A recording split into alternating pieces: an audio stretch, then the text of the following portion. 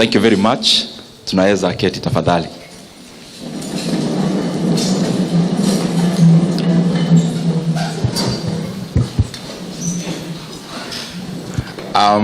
Our senior pastor, Reverend Kimathi, and all the other clergy who are here this morning for CBF. Our main guest, Dr. Wale,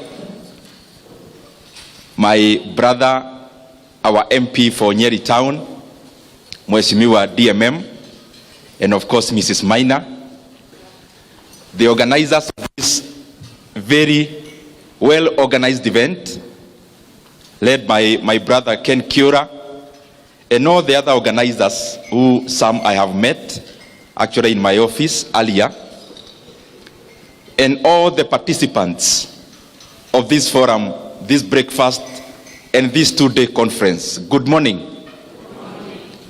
Habari yenu? Muriyega? Asante sana. I am very pleased to come here this morning,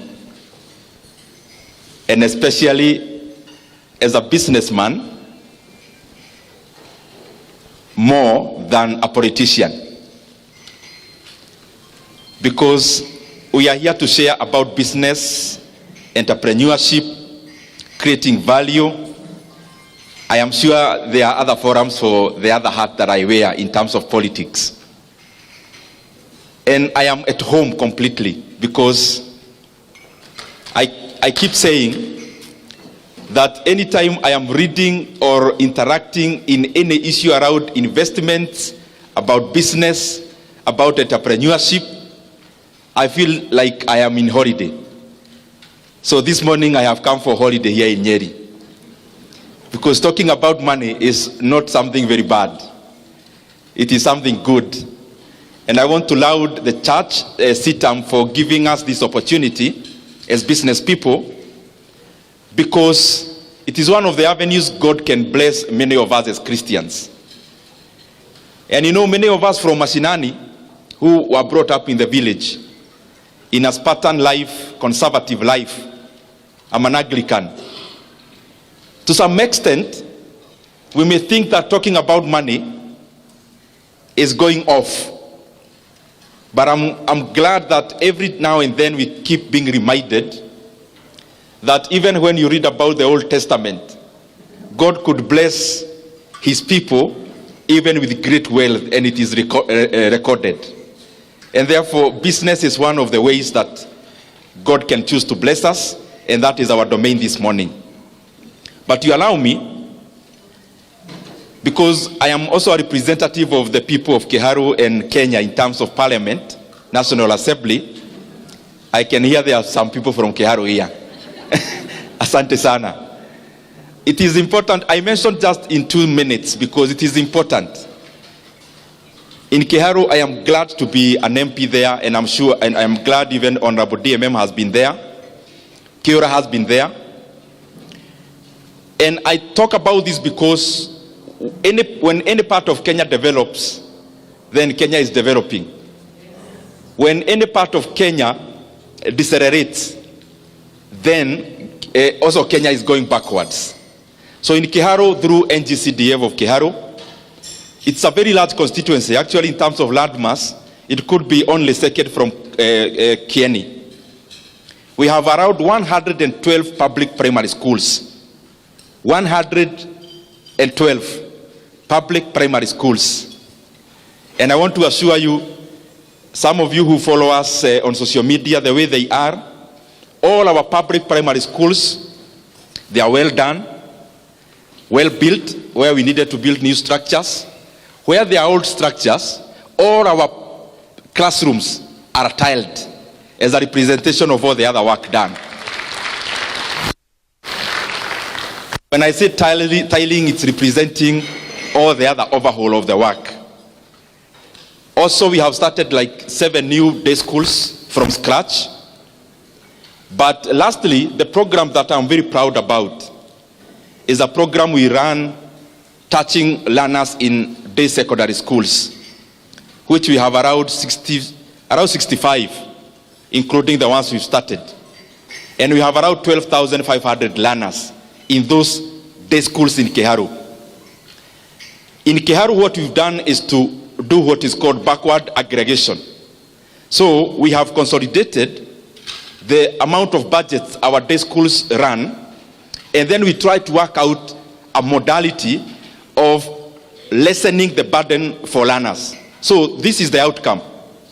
The outcome is that of all the learners in our day secondary schools in Kiharu, we subsidize the education through CDF and other mechanisms, and learners in Kiharu only pay 1,000 shillings per term in any day secondary school.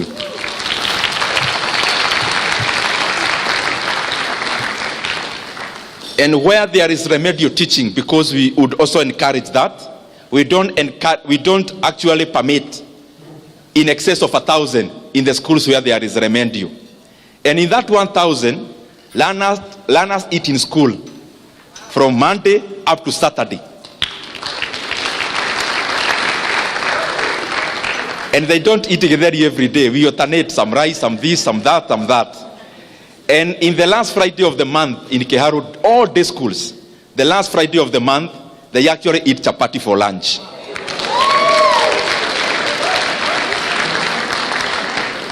Including last Friday, which was the last Friday of the month. We do this because we know the primacy of education in shaping society from the household level going upwards. We have also invested over 20 million shillings in buying of revision books for those day schools. We are building laboratories. We are building halls in terms of deepening knowledge and education. I have mentioned that because it is important. It is important because this year alone, because we have 2 sub-counties in Kiharu, it's large. We have over 2,000 students who have come from other areas in Kenya to live with their relatives so that they school in our day schools. And I'm very proud about that. Because we don't ask for ID ya mzazi. Ati tuonyeshe mzazi ni wa hapa, anapiga kura hapa. Once you join our day secondary school, what you are looking for is knowledge. You will become a voter later. Our business now is education, not about where the parent votes. Let me come back now to the meeting.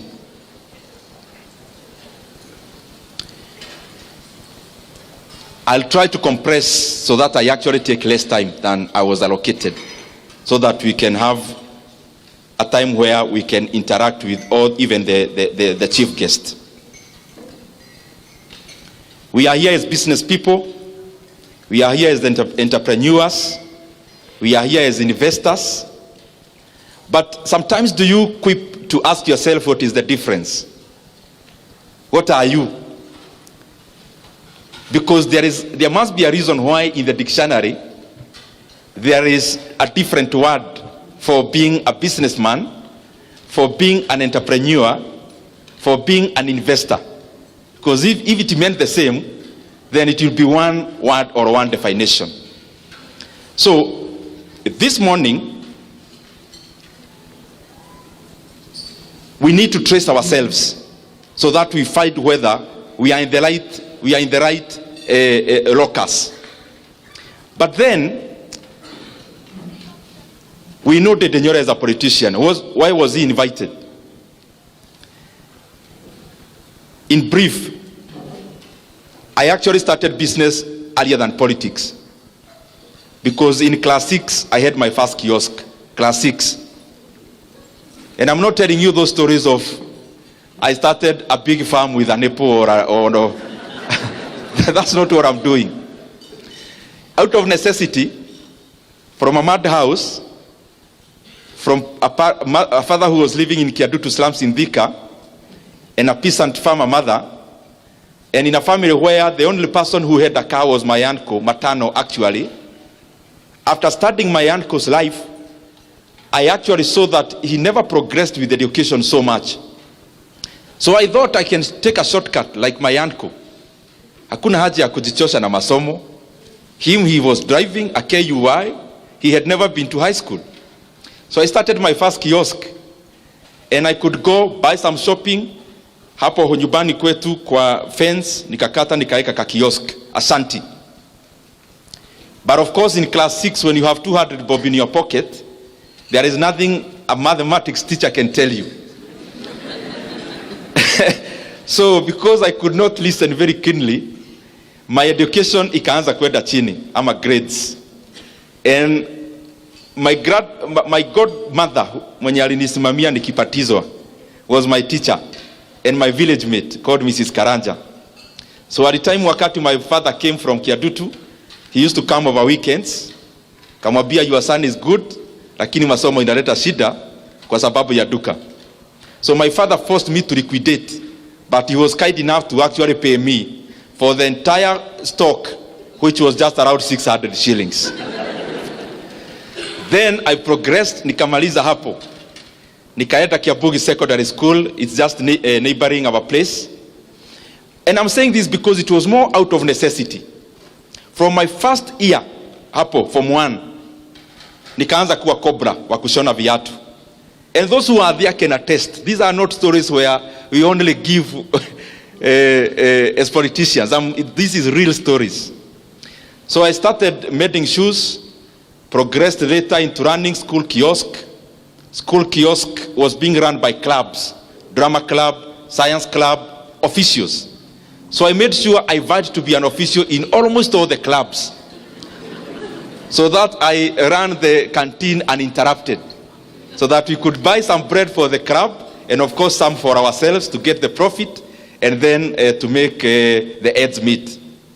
Later on in my third year, my Form 3, Form 4, my elder sister had a mutumba in Thika. Maybe that's where I got the courage ya kuongea mbele ya watu sana. Because in my over holiday I used to go to Thika, pahali inaitwa Mukereti, wenye mnajua Thika. Saa hii kumejengwa manyumba mrefu, but before it was a market. So I used to sell mutuba there. Kumi ni baobao, bei ni ya kufunga. Nguo za watoto especially I used to sell.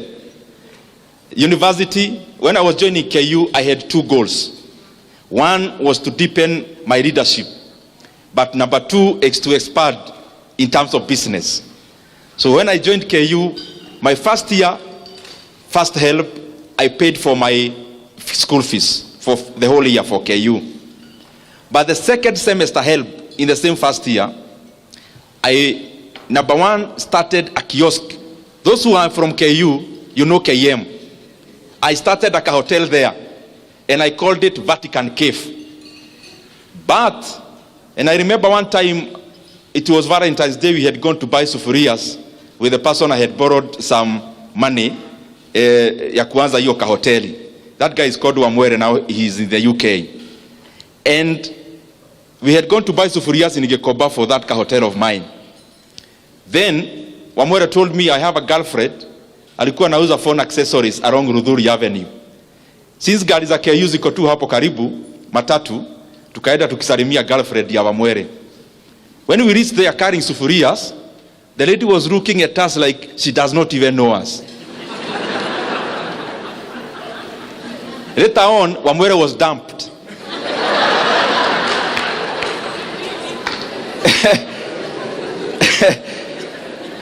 This was the main reason. Kwa council ya wazee, this was the main reason. Number one, we didn't know it was Valentine's Day. So, he ought to have gone to see the girlfriend in a different manner. But number 2, Wamwere had already told the girlfriend that he's doing a degree KU ya teaching na some economics uko katikati. So the lady was wondering, hii ni B.Ed gani na economics gani watu wananunua sufuria? Kwani ni home science? So of course we started that business na tukafanya hapo. The classmates used to come eat. After eating they tell me tuonane class. And they know I used to skip a lot of classes because of that hotel. So out of my classmates, who are here. I'll tell the chief if he's around. You made my hotel collapse. Then the same year, because I was determined, nikitoka mashinani, mi naenda, first of all to polish my leadership, but also to look for money. Yo ikaanguka hoteli. The same semester, I decided to vie as a student leader in my first year, as Congress person in the School of Humanities in KU then. So I vied, lost by 4 votes. Then, I was wondering, I think nitaacha hii kiberebere. Because hoteli imeanguka, ndio hii politics ya hapo shule ni kama nimeanguka pia. There is something that happened in my second semester in KU. My sister, anaitwa Esther, came to visit.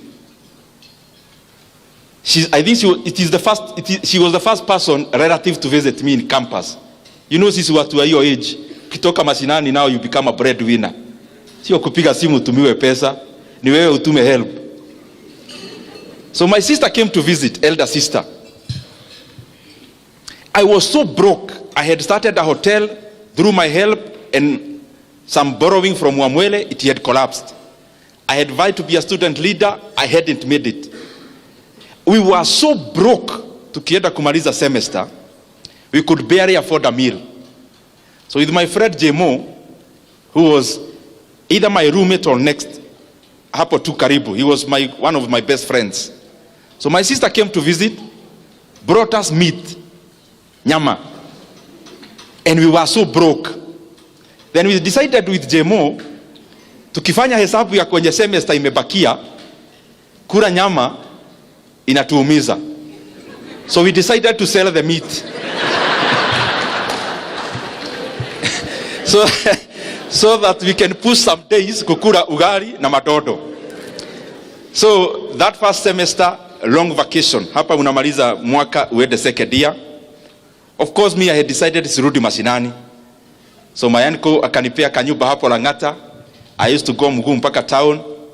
Nikapata some internship in the Ministry of Trade. But then, when I was loitering around, I decided, my former MP called Genye Karaoke, niende nikamtoanisha kitu. So I was, you know, wakati hiyo comrade, saa hiyo nimematch kiatu ya black, of course iko na vubi, na trouser ya black, na shati ya black. Sasa unajiona umematch ile mbaya. Na nimebeba bahasha, as usual, sijui kwa nini, when you are a student in campus or after you finish, you always carry a CV as a default setting. So I was carrying a brown envelope, was going to my former MP's office,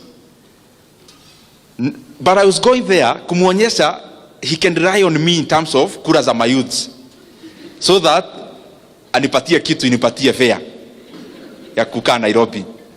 So nikapata a meeting. I was told you can leave your CV, but I was not going there to look for a job.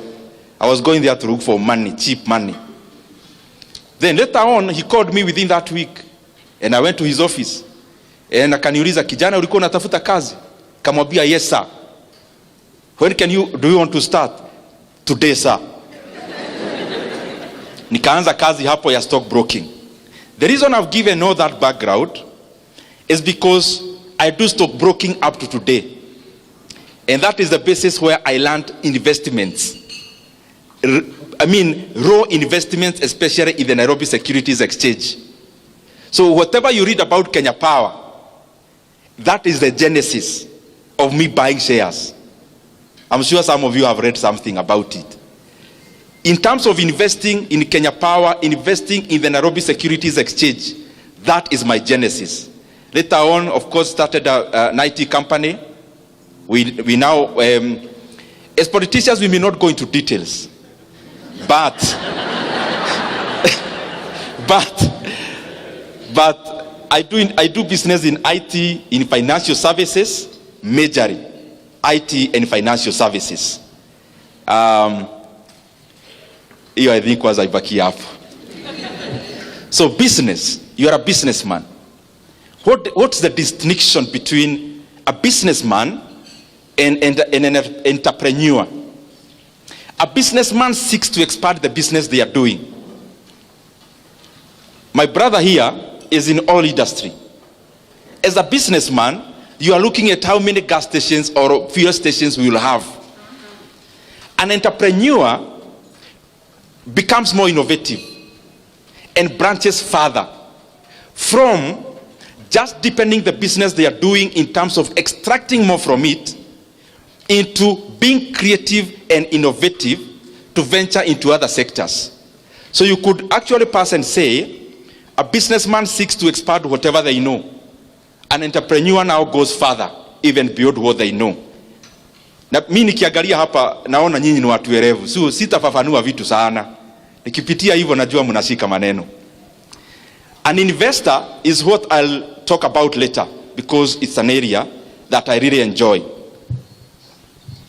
But the difference between this business person and an entrepreneur and this investor, what's the difference?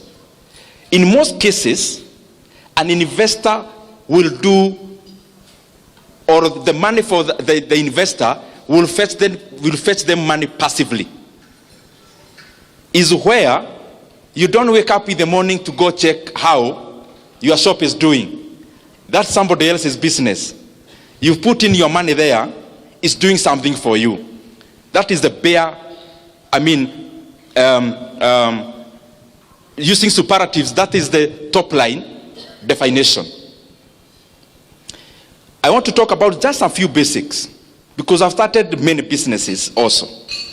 Just some basics we may note here, and especially those who said they are huge business people. I saw your hearts. You said you are doing very well in business, but for now it is in the mind. Just for now it is in the mind. One of the basic, I have seen it is important. As you start a business, you don't start a business because the other person started. You start a business because there is a gap. Gap may be in terms of demand. Gap may be in terms of geography. It could be the same product, it is somewhere else, but it's not yet in a geographical area that you are seeking to establish. That could also be a gap. Value creation. You can make money faster through creating value than through extraction. Many times you want to do business to extract money from people's pockets. And that is why you realize, and especially in a church setup, when you do business, you want people to sympathize with you because you go to the same church to buy you a product for that reason. That is not a reason enough. Just because I know you and you are my relative, you ought to create value. It is me who should be looking for your product. You shouldn't overconvince me simply by appealing to the soft side of how we know each other.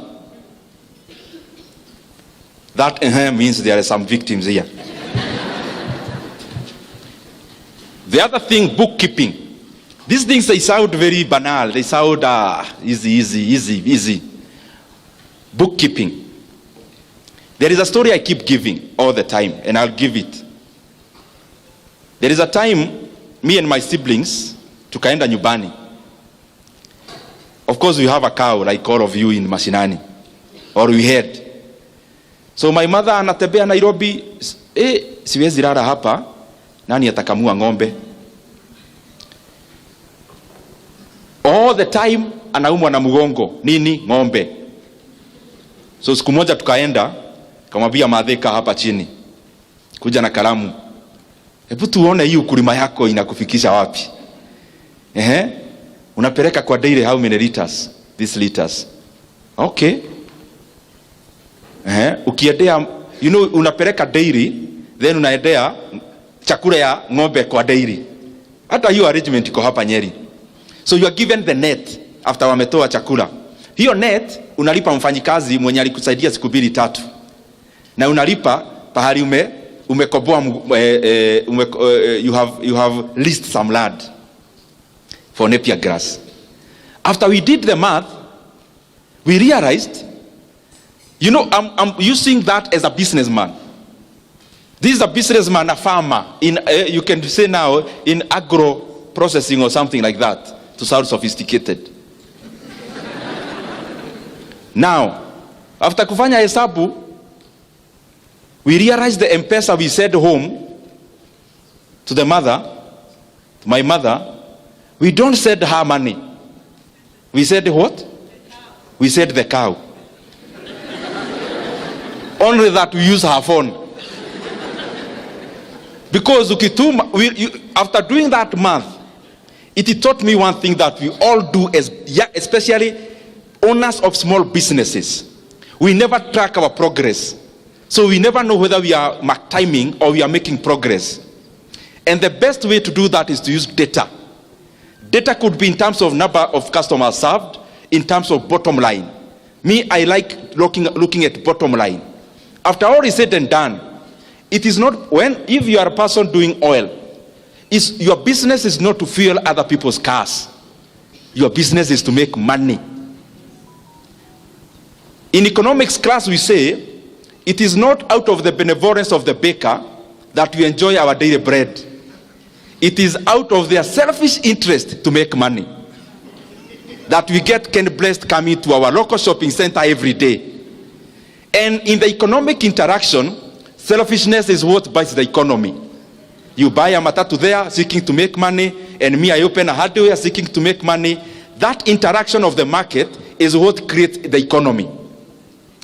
So as you start your small business early enough, track progress so that you actually know whether you are overstaying in a redundant area for too long. Market. Many times we are limited by what we know in the mind hapa. But do you know now with internet, there is a lot you can do. You look at market, whatever product you come up with, and please, especially those whose businesses are in the mind, polish your idea slightly further. Don't just do a business. You know, kuna business tu yani unafanya unaona. You need to think deeper. Especially those who have not yet risked or staked their money. Use more time to think than start. So that you first of all think about the market. The market may not be limited to where you already know and can see with your eyes. Study. I'm not saying you hire professionals to do that. Do basic, even with the internet. Those who are already doing business and you have some capital, focus on there is something I keep thinking about, and I also do. Look for businesses whose barrier of entry is high, almost blocked. The highest margins are in businesses that have got high barrier of entry. Barrier of entry may be in terms of knowledge. Barrier of entry may be in terms of capital. For example, if you had 2 billion shillings in Kenya now today, and you are talking about building a real estate in terms of flats, me, I wouldn't, because everyone can do that. For example, if you look at banking in Kenya, yes, the core capital was increased. It has been 1 billion shillings. But do you know there are so many Kenyans with that kind of money? That is already a niche where the barrier of entry is too high. So even if there are like 40 banks, they operate like oligopolies. And that is why you realize in Kenya, unless it is totally run down, few banks make losses. I'm just making that as a CASA. Look for a business with a higher barrier of entry so that you can enjoy longer margins or bigger margins.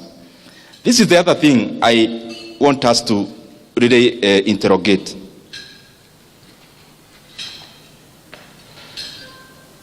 In my village, just like yours, my former teacher retires. The first thing they do is to buy a matatu. Or, hapo kwa shopping center yetu, anajenga hapo. Pesa ya retire. Karibu wote. What am I trying to say? Those businesses are good. They are good because they facilitate movement and they facilitate trading. But probably even my brother and sister in the same industry, there is much more they can do. around there. What am I trying to say? Kenya is also a plot country. Yani kama huna we measure your success by how many plots you have. Maybe we'll talk about that later. Nikienda kumaliza. By the way, I'm almost finishing. Now, allow me now these minutes, because I can see here, next time, this one here, this is the lead sponsor. We would want in the next few years to come, the owner of this lead sponsor will be from this hall.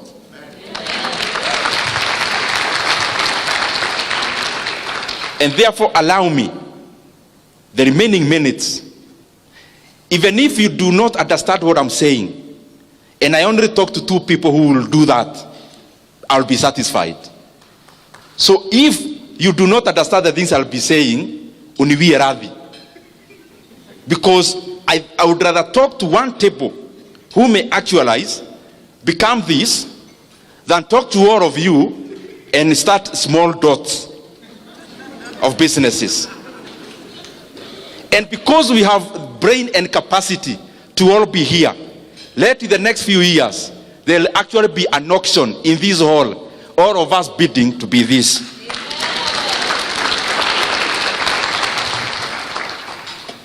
I'm talking about how we must fashion ourselves in this hall to move from being net worth of 500,000, net worth of a millionaire. And because all wealth is granted by God, that we also break that ceiling. Those figures we hear of billionaires, we also aim. And number 1, moving from that comfort, I'm trying that we move from that comfort of being a dealer for Oilibia or for Total, to being the Total yourself. That's what I'm trying to say. From being a dealer of Safaricom to being a competitor. That's the kind of thing I'm trying to talk about. Mumeanza kuenda chini mnauliza sasa huyu mtu ni vitu gani hizo? When you want to move to that level, you do not own 100% of your business. There is no billionaire in the entire world who owns 100% of the business they are associated with. None. Mark Zuckerberg, in terms of Facebook, in fact, let me just to be precise, Jeff Bezos owns 12.7% of Amazon. Elon Musk owns 13% of Tesla. Bernard Arnault, the one for Louis Vuitton Moet Hennessy, is is the richest man in France actually. He owns 46% of LVMH. Warren Buffett, the renowned investor of Berkshire Hathaway, owns only 16% of Berkshire Hathaway. Larry Ellison, the one for Oracle, owns 35% of Oracle. Bill Gates, I talk to you now, all of you know Microsoft is owned by Bill Gates. He owns less than 1% of Microsoft. Coming to Kenya, when you ask somebody who owns Cooperative Bank, they tell you Muriuki, the CEO. He is actually from here, Nyeri. He owns less than 5% of Cooperative Bank. But what is 5% of Cooperative Bank? A bank with a market cap of around 20 billion Kenya shillings. 5% means he is going to over 6 billion Kenya shillings. 5%. Now you with your 100% of your business, how much is it worth?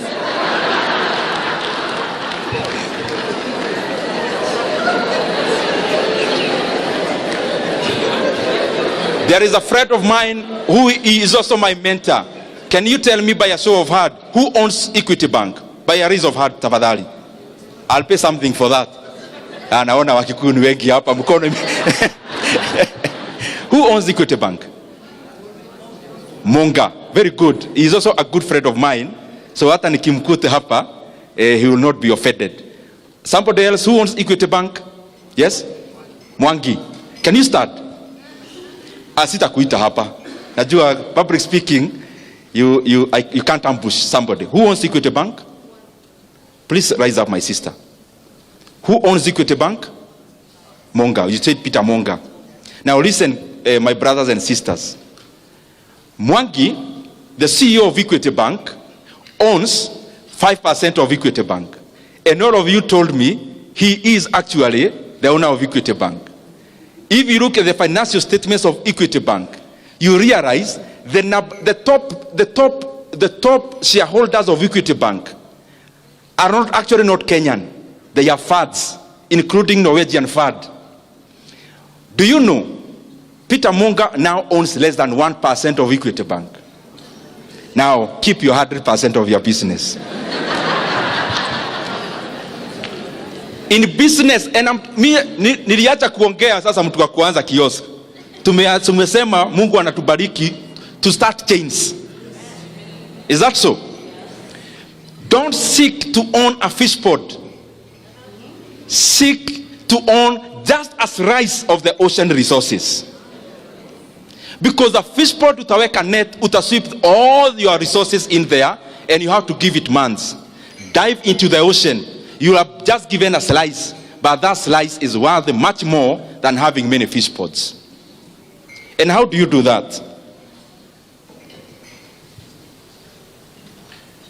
You have a business here.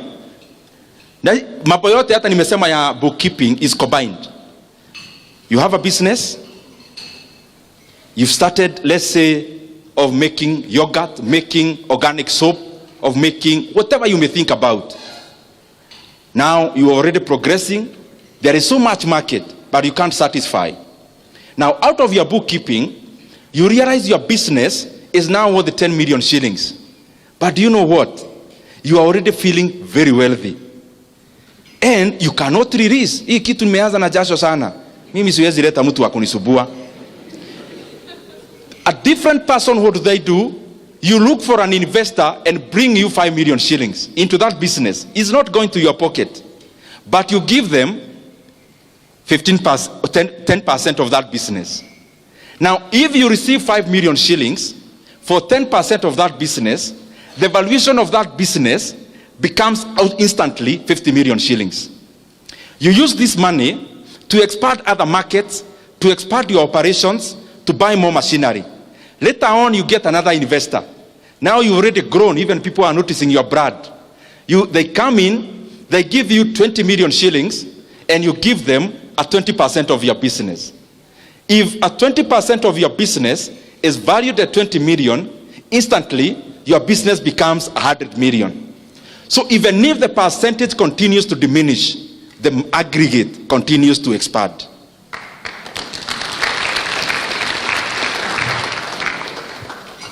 Now, umepata kazi juzi, bank. You are now doing business very well as a contractor or anything else. Your first money, what do? Buy a plot. Then after buying a plot, build flats. Guys, my brothers and sisters, big companies like the one I quoted, including Equity Bank, including their own headquarters, is leased. They don't own. So you want to tell me, in your mind you have more CFAs, you have more actuaries, you have more financial advisors than Equity Bank?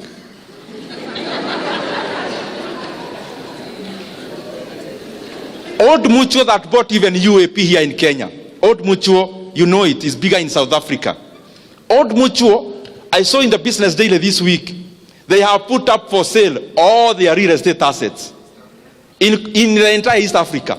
Wanasema, please come and buy. Hatutaki. Do you know, including that landmark tall building in Nairobi? Ile Christmas wanawekaga vitu hivi, mataa mingi tunaona huko. Hata hiyo wanauza. You can go buy. Maybe it's around 5 billion. Now, this is a company that is already divesting from real estate. And I am saying that with all due respect with my brothers who are in that business. I'm now talking to the buyer, not the seller. Other than the house that you live in, and other than the farm that you need, what is this plot you have in Kitegera, and the other one in Kamuru, and the other one in Kigajo, and the other one in Narumoro. Ni ya nini? Ni ya kufanya nini?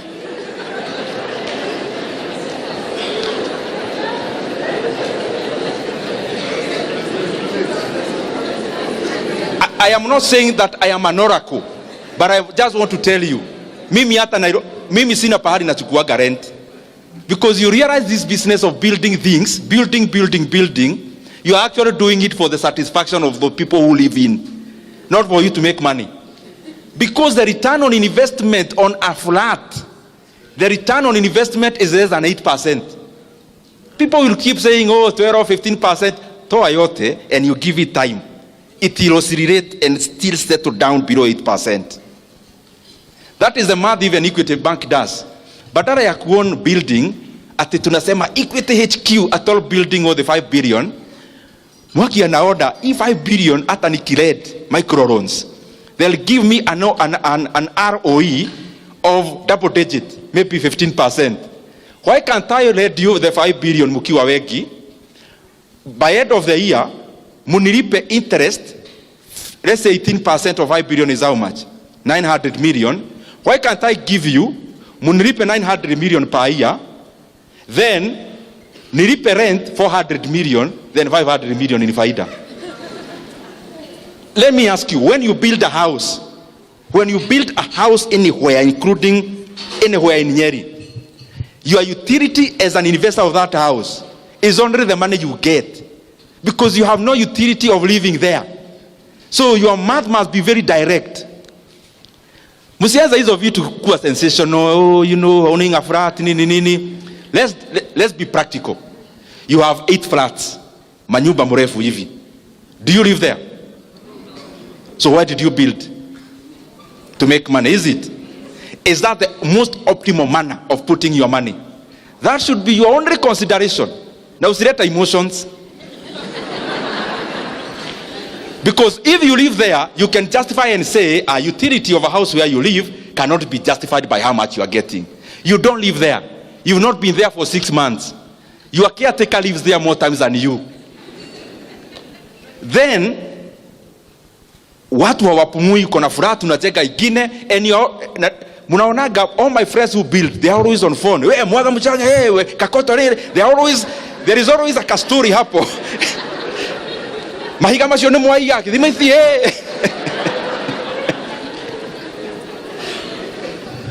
Even if you want to own that flat, why can't you invest where you are getting double digit? After getting that double digit, wait for your brother angangane na simiti kuibiwa, angangane na nini.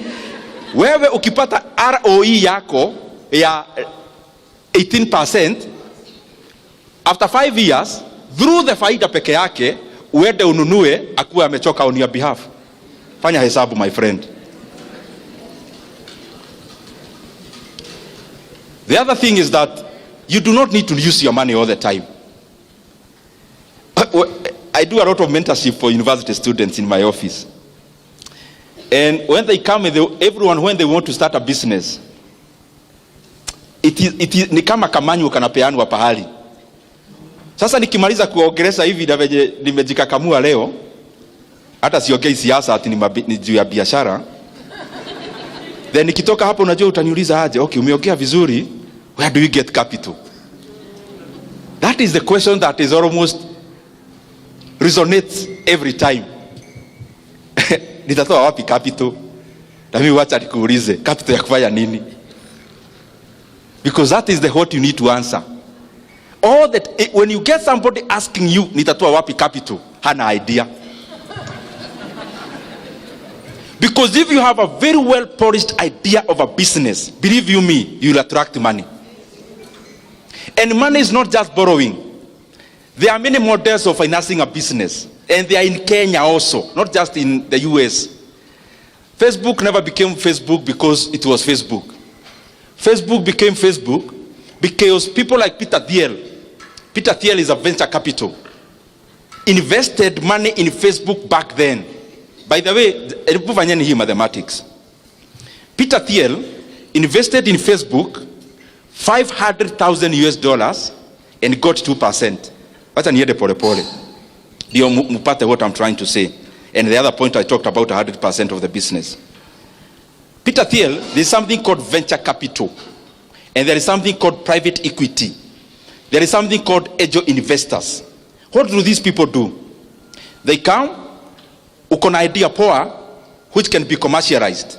They give you money to start, but other than being alone, you seed a stake in your company.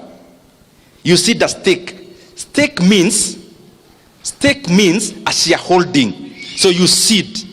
Once you seed, so biashara ikianguka, you don't owe that guy anything.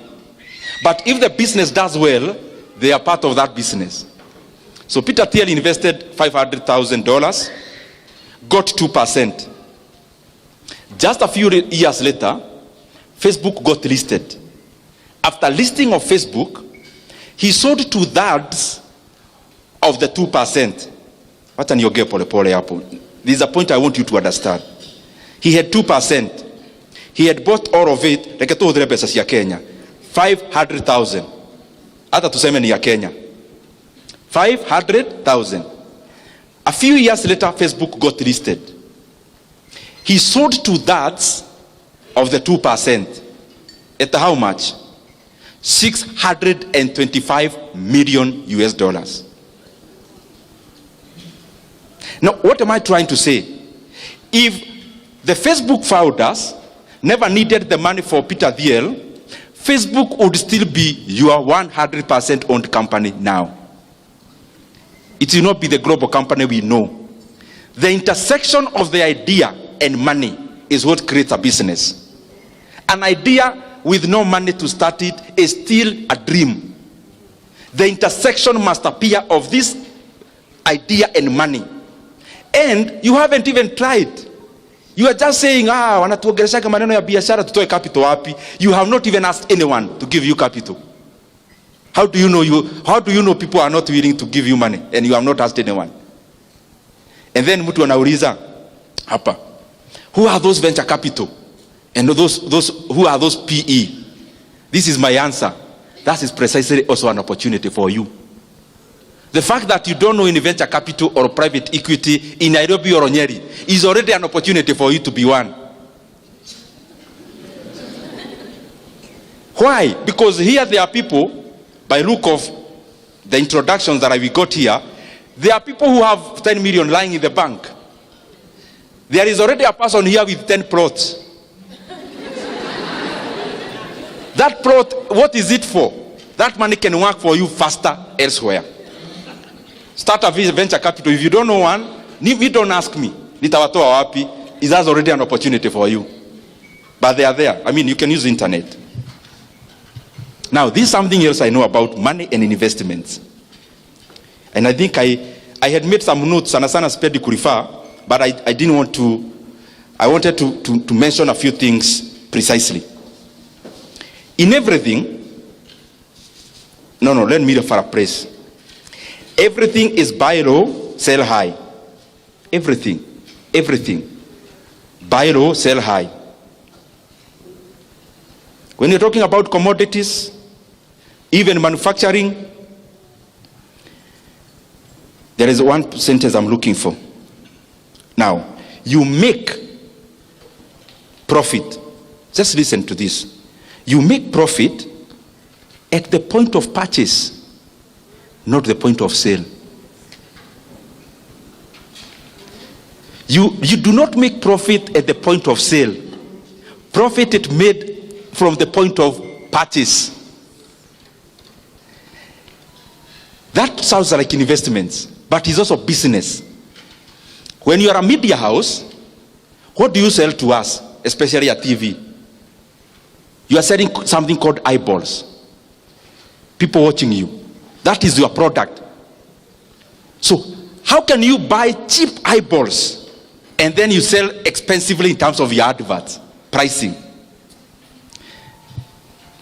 In business also, business that has inputs and outputs, you do not make money when you are selling the product. You make money when you are buying the inputs.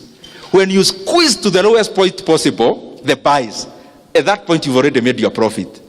But then all of us here focus, pesa unatengeneza ukimaliza kujenga hiyo kitu unajenga. No, money is made at the point of purchase, not at the point of sale.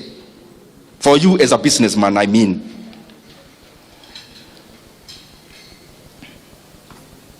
Then, I hope by now we already know, kuweka pesa kwa bank, hizo vitu zote, they are not for people in this hall.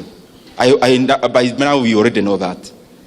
Kiora, if I found you with 5 million shillings in your bank account, I'll tell your wife.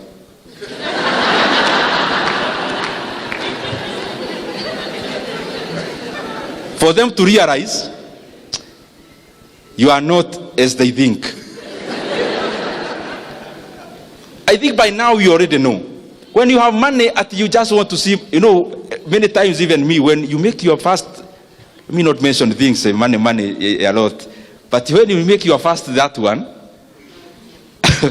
like a bank, unaitisha statement. Ndio uone hapo chini imeandikwa nini, na pia kashia unamwambia hebu nisomea vizuri hapo chini. So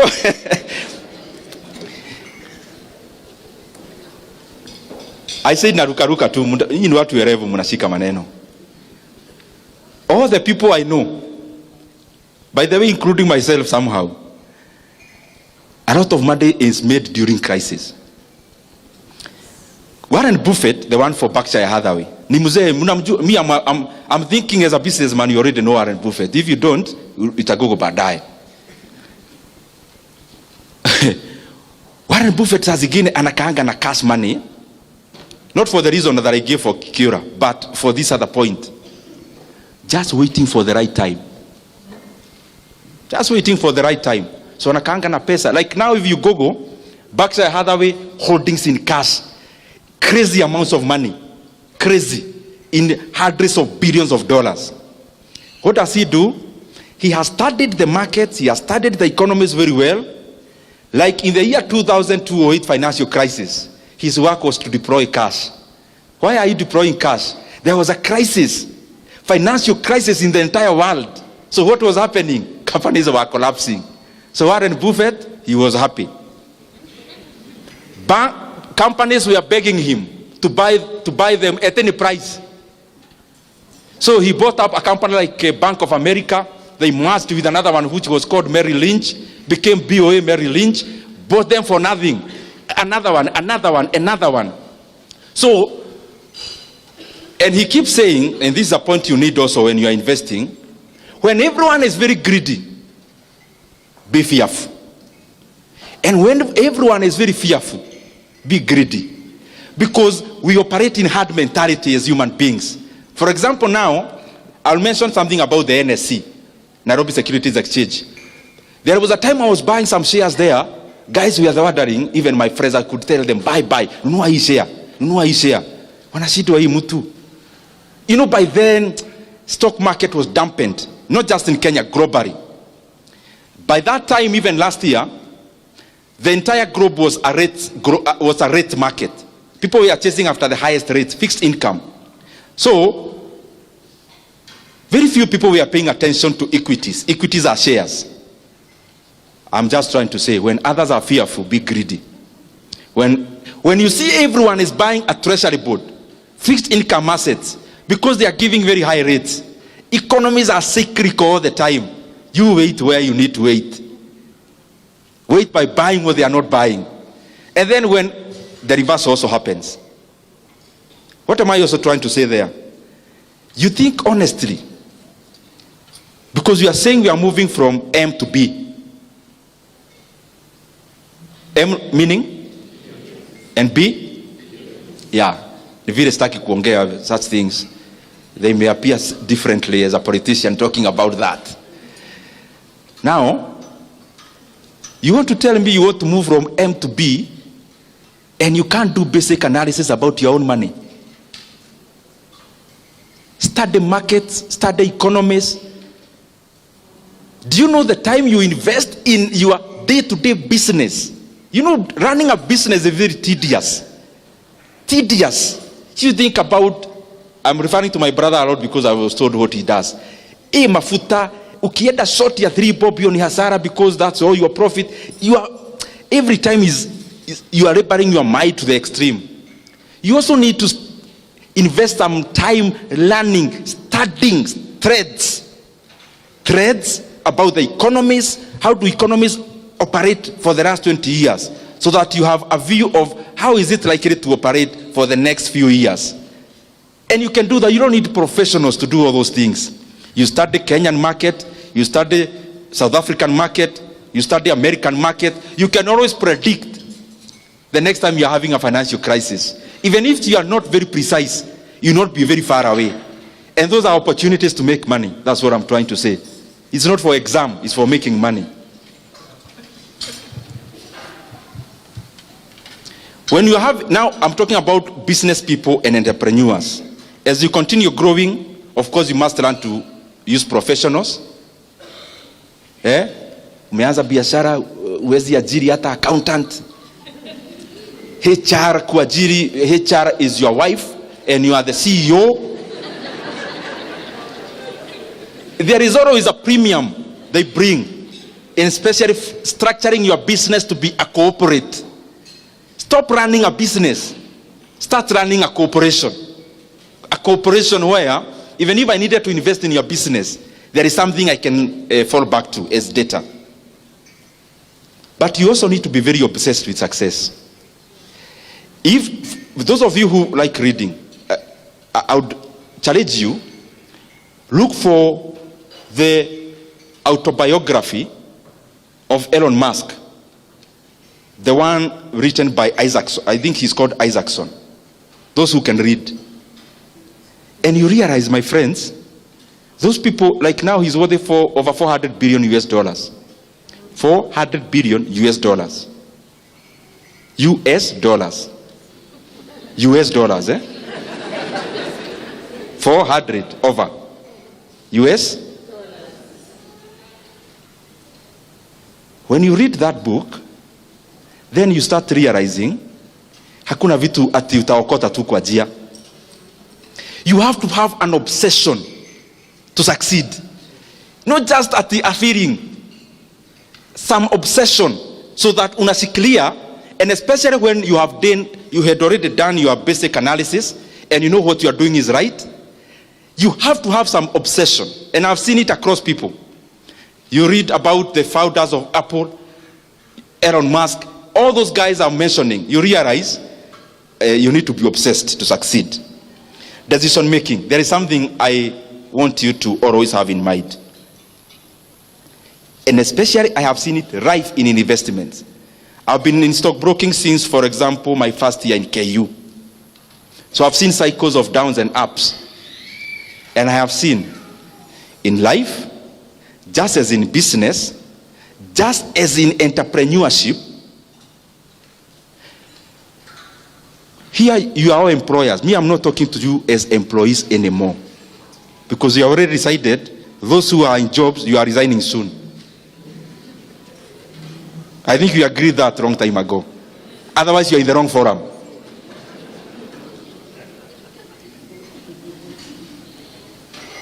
You need to make, maybe a decade is 10 years. You need to make like only 4 strategic decisions in those 10 years, instead of tiring yourself on a day-to-day decision making. When you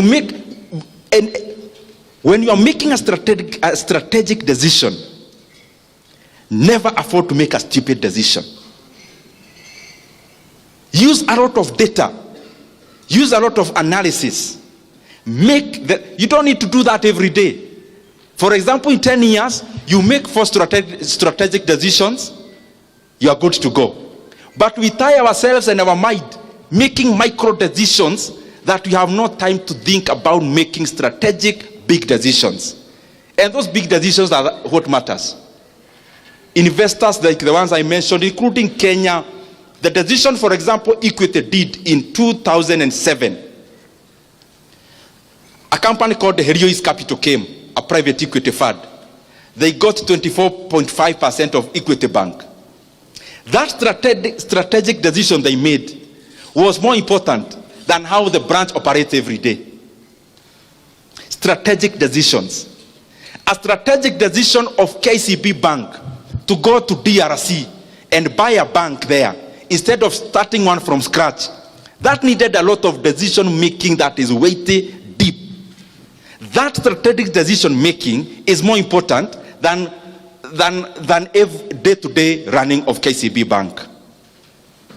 The strategic decision, let's say, of Brookside selling a stake to Danone, a French company, that decision making maybe is more important than the amount of milk they were processing every day, at that time.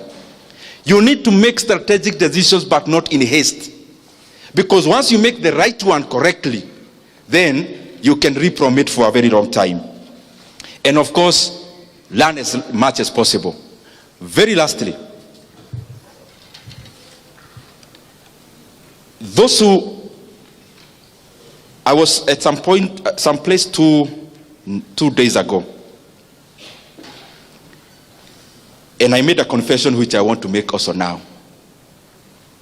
Despite all the things I have said here, I have already told you, as a businessman, I mean, let's not cheat ourselves that we are here to do this, to create value. You are here to make money. So I'm talking in that length.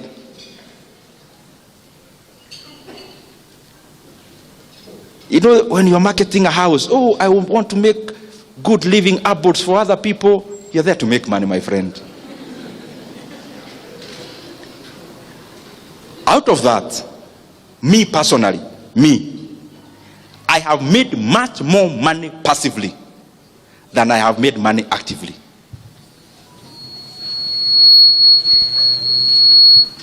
And I'll give you one because it is public information which you have read. I see on Twitter, stima ikipotea munaanza maneno.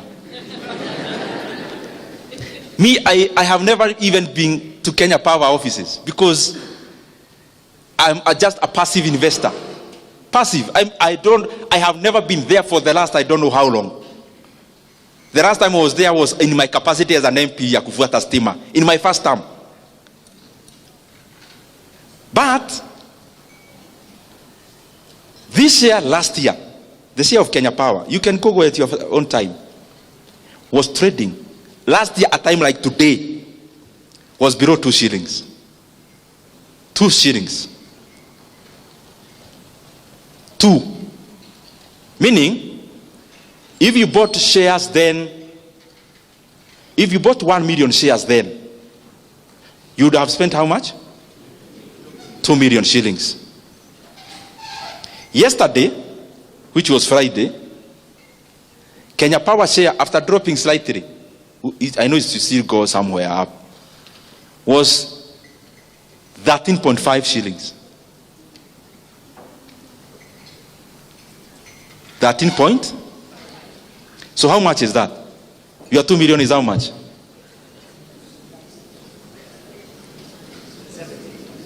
At the same, your 2 million shares. We say, oh yes, you are right. Your 2 million is? No, it can't be 7.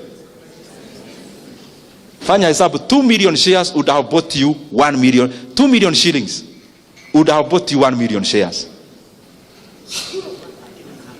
13.5. You know najua nikisema hii, mnafikiria ni pahali it's real. Si vitu tunasomanga kama hizo nimewabia za Warren Buffett. This is real. Kenya shares 3 months ago. Let me even use December. Kenya shares in December was 1.06. Yesterday, let me say the high. Average for last week. Not too much. 3.5 shillings. I want you to do the percentage.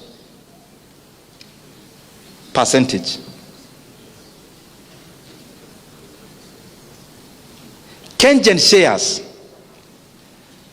a year ago, a time like this, it was cheaper to buy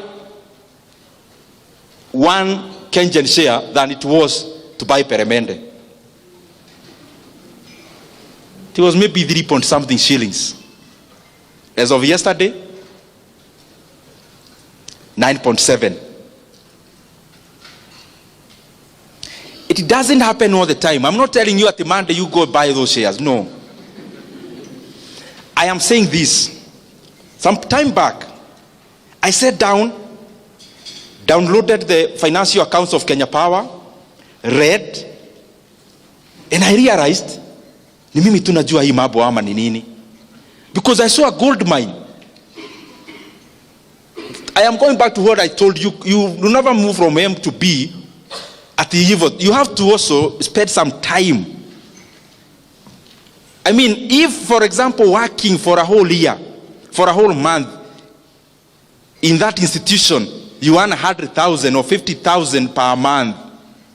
If you earn 50,000 to work for a whole month, then it means to move from that M to B. It also calls you to also engage your mind into running and data analysis. It's not so complex anyway.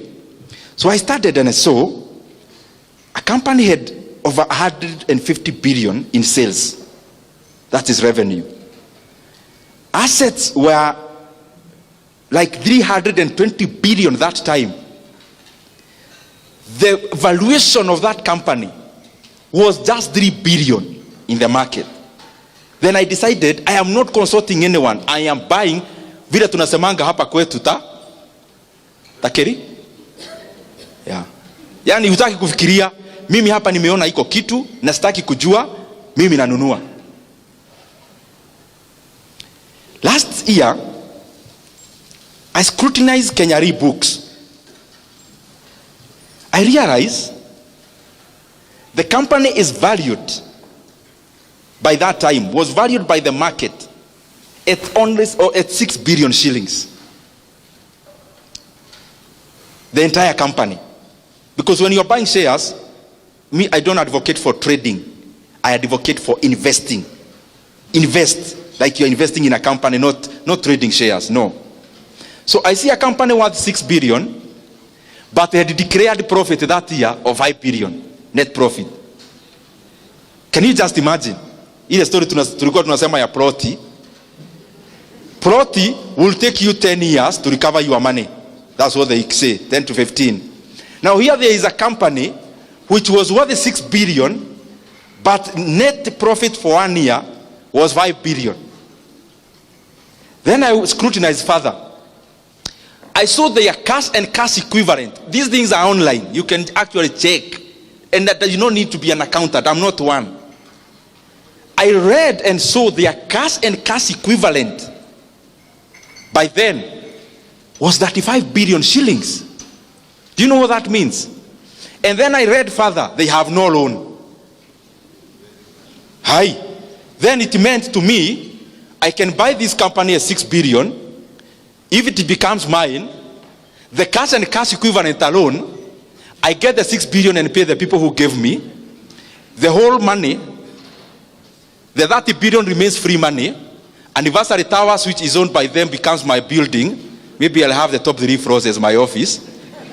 Reinsurance Plaza becomes my building. And then I started, they are in 83 markets. I never needed anyone to tell me anything. I saw an opportunity there. So what am I trying to tell you? There are many opportunities you can make money passively. They don't happen all the time.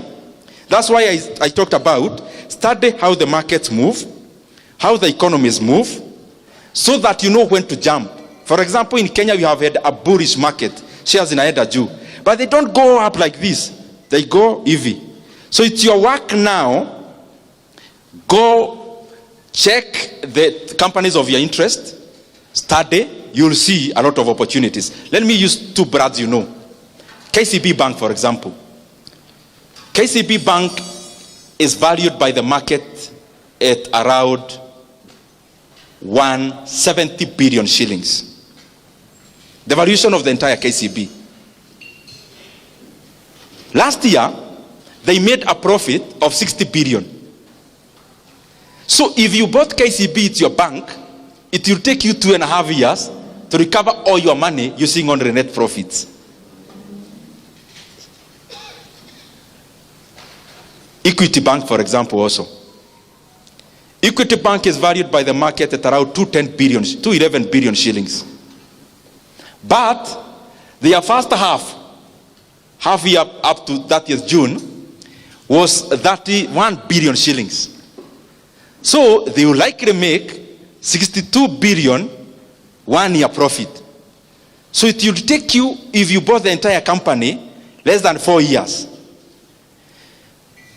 Proti Narumoro, Proti Kamuru, Proti wapi, hiyo Proti alafu unapigiwa simu, doraita maiga haha.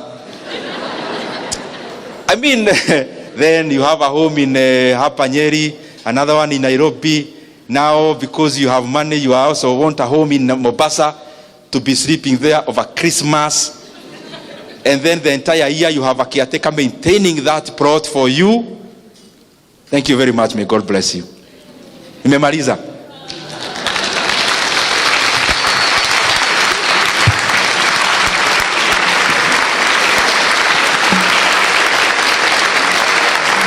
Asante sana.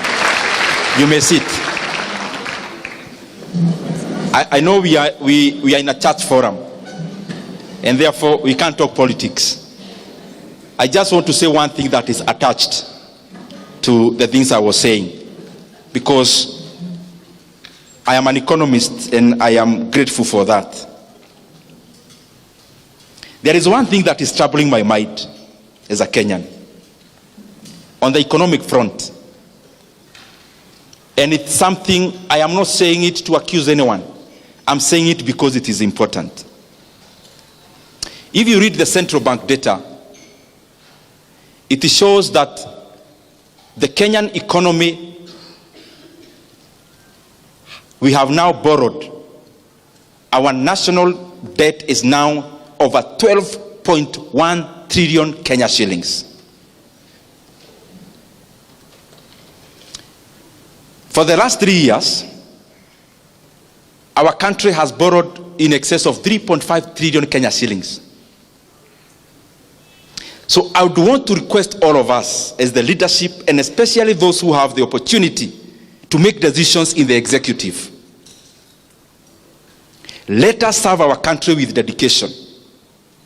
And let us not seek to give good narratives out there when the Kenyan economy is actually being teared down or torn down. We have borrowed over 3.5 trillion Kenya shillings in 3 years.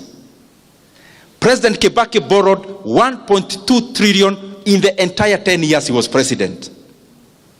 And therefore we have borrowed 3 times in 3 years. We have borrowed 3 times what Kibaki borrowed in 10 years. That's the money Kenya has borrowed in the last 3 years alone. What Kibaki, 3 times what Kibaki borrowed in 10 years. And in that money, I have not included other debts that Kenya has now become clever to borrow in the name of something called securitization. I have not mentioned even that. It therefore means the economy of Kenya is borrowing 100 billion every month. And every single day, when the lights go off, every day, every single day, Kenya is borrowing 3.4 billion every day. That we are borrowing in a minute. You can do the calculations and see. In an hour, maybe we are borrowing around 137 every 1 hour. I'm saying this because we are now headed to the elections. And what governments do, they focus more on re-election, and we forget that we have a country to lead after the elections. And what that means is that every time we are nearing elections, we start having something called fiscal expansion. Because maybe there is nothing much to be seen for the past year, then in basically 1 year, we want everything to be seen. And therefore, what do? We become reckless in borrowing. Kenya is there now. That now our debt is 12 trillion Kenya shillings.